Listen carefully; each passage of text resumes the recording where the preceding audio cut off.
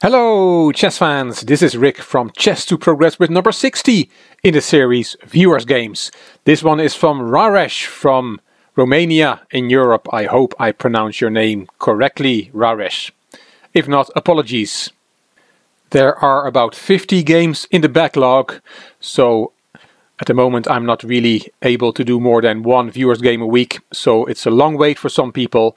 What I do is when it's close to somebody's time, somebody's turn, then I send an email to the person, to the viewer, asking if they're still interested and saying that if they want to send a more recent game, then that they can do that and I will pick that more recent game. So if you are waiting for your game, you can expect an email from me a few weeks before your game is due. And if I don't get a reply, then I skip to the next person, assuming that then the viewer is no longer interested to get his game shown on Chess to Progress. Okay, let's go to Raresh's game. He was white in this game and his opponent was Hostein. It was played on chess.com. I don't have the time control, but I do have the ratings. Raresh had a rating of 1048 and his opponent 1189, so about 150 points more. So I think it's fair to say that both players were quite junior players.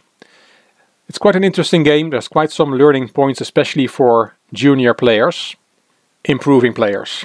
Raresh opened e4 and c5, the Sicilian, from his opponent, and now bishop c4.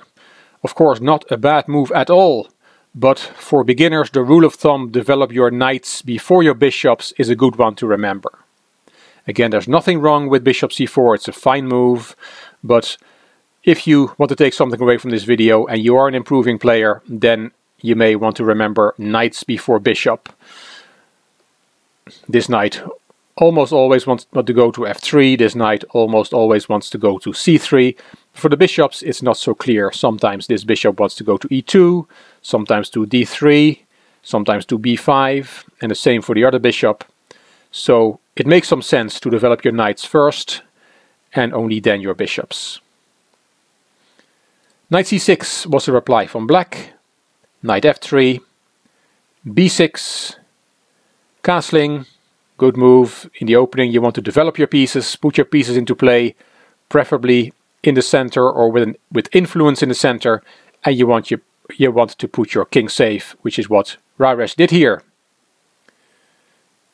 g6, d4 in the center, good move, c takes, knight takes, and now black decides to take on d4, playing with his only developed piece, swapping it off.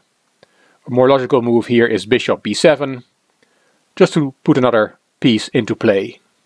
And if then white takes on c6, you can take back with the bishop. But knight takes d4 was played and Raresh took back.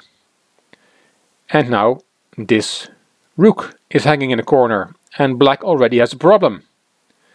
A logical move here seems knight f6, but then there is e5 hitting that knight, and if the knight goes to h5 then there is e6 and the rook is hanging again, and there's e takes f7 check in the position, or maybe e takes d7 check, already quite problematic for black, and we only have played a handful of moves.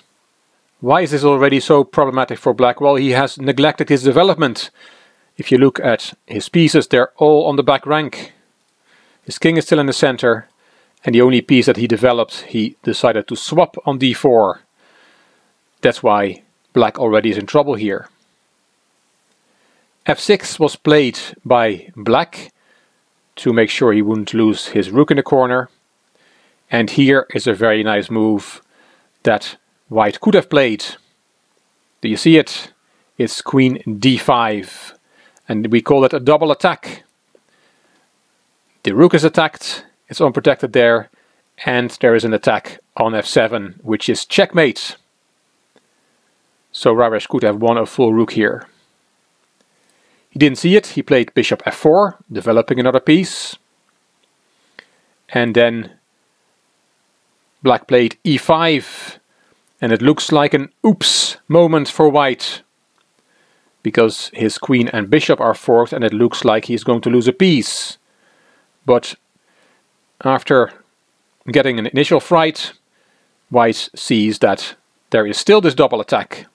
Queen d5, and we are again hitting the rook and threatening checkmate. Black did not see the checkmate threat and decided to play bishop b7.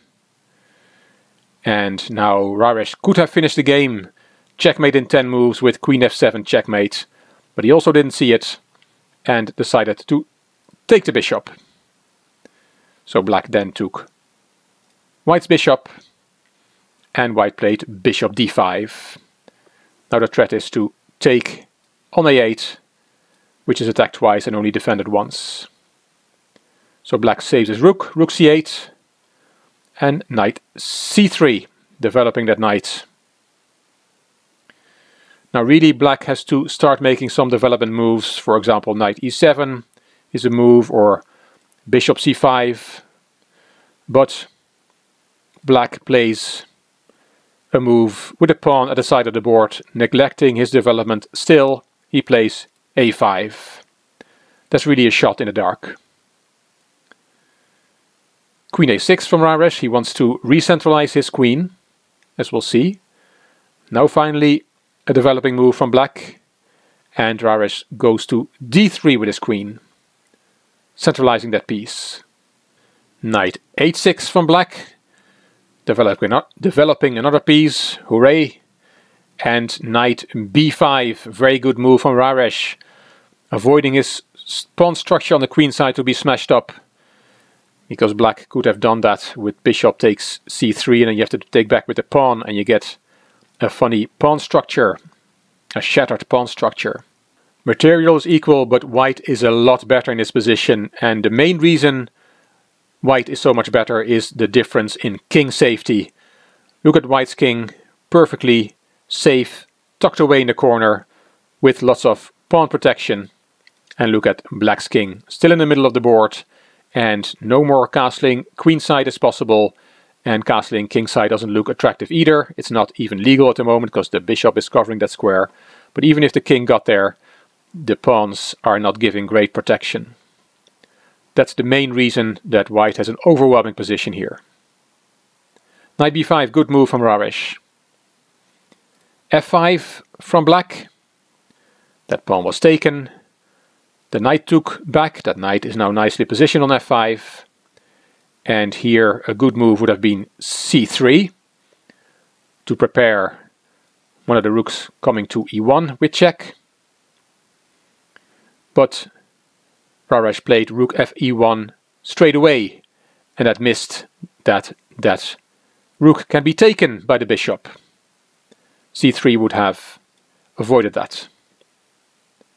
Black saw it, took the exchange, rook takes back with check, and here the only move is king f8, and the game is still on. Black is an exchange up, but white has still got his advantage of having much more active pieces and a much safer king. But overall this game is in the balance. But black did not play king f8. He played knight e7, and that move loses on the spot.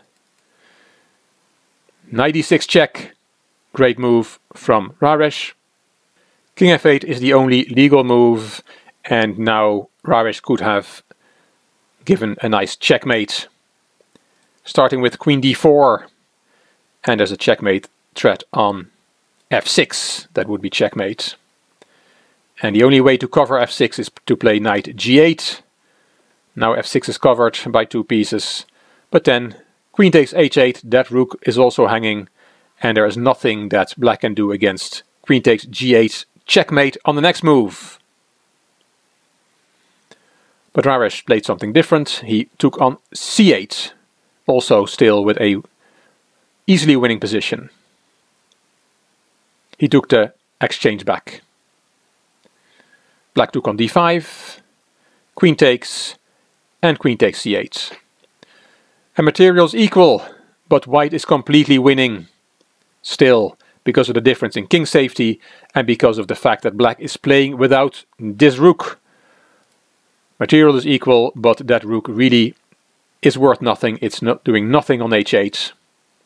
I just published a video on Chess to Impress about the Women's World Championship, which is played in May 2018 between world champion Tan Zhongyi and the challenger Zhu Wenjun. And in game 3 something similar happened with the world champion's rook. That rook was also stuck on h8 and white won a very nice game. So it doesn't only happen to improving players, also the world champion can have a very poor piece stuck in a corner on h8. You may want to check out that video if you haven't done so yet. It's video number 331 on the Chess to Impress channel. In this game, Black's position is so hopeless that there's actually a forced checkmate, and Raresh found it. Queen d6 check, it's all forced. King g7, the rook comes in with check. King h6, queen takes f4 check, everything goes with check. g5, queen f6 check. King h5, and now a very nice move from Raresh. Rook in g7, threatening queen takes g5 checkmate. And Black played h6. You can also try and protect the g5 square with queen d8. But then there is another mate. Rook takes g5 check. The rook takes on g5. King h4 only move and checkmate. But as said, after rook g7, Black played h6 to protect the g5 pawn. But then there was also another mate in 2. Queen f3 check. And King h4 was played, and Raresh checkmated the Black king with Queen h3. Quite a nice game, hope you agree, and Raresh defeated his opponent with 150 rating points more, and he played a lot better. Black really should go back to the basics and learn how to develop his pieces and get his king safe. Raresh already knows that, and he played this game very, very well. Well done, Raresh, and thank you very much for sharing it with the Chess to Progress community. So remember the rule of thumb, knights before bishops. It doesn't always apply, but it's a good thing to remember, because 9 out of 10 times it makes sense to develop your knights before you find a good spot for your bishops. Hope you enjoyed this video. If you did, please give it a thumbs up and please subscribe to the Chess to Progress channel. Please leave a comment, I will read them all and I will reply to them. You also may want to check out my main channel, Chess to Impress. I referred already to it in the video. The link to that channel is in the description box. This is Rick for Chess to Progress. Thank you for watching.